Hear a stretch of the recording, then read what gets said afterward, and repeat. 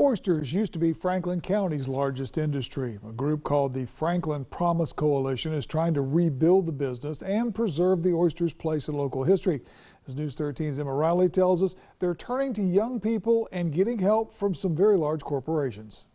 They used to be called world-famous Apalachicola oysters, but oyster harvesting isn't even allowed in Apalachicola Bay until 2025 to give the oyster beds a chance to rejuvenate. The Conservation Corps of the Forgotten and Emerald Coast is trying to help with that process. We're really focusing this year on, of course, Oyster Corps, and that is oyster habitat restoration, strengthening our shorelines through like living shoreline and marsh work, and then the diversification of our economy with oyster aquaculture. Students from the Conservation Corps deployed 21,000 oysters in the bay Tuesday. It gives them hands-on experience with oyster farming. We're taking spat, small oysters, and putting them out in the cages in the field, and then we'll be coming back about every month and turning and working with the oysters, and then increasing the size of the cage and separating them into additional cages so they have room to grow.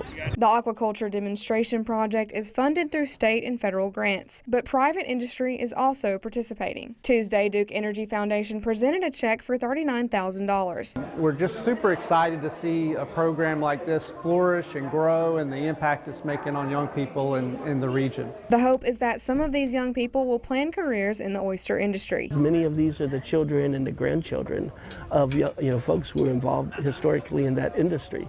So it's kind of like the new future. In Apalachicola, Emma Riley, News 13, Panhandle Strong. Taylor says they're hoping to serve some of those oysters that they planted this week during the Estuaries Day and the Florida Seafood Festival in Apalachicola next year.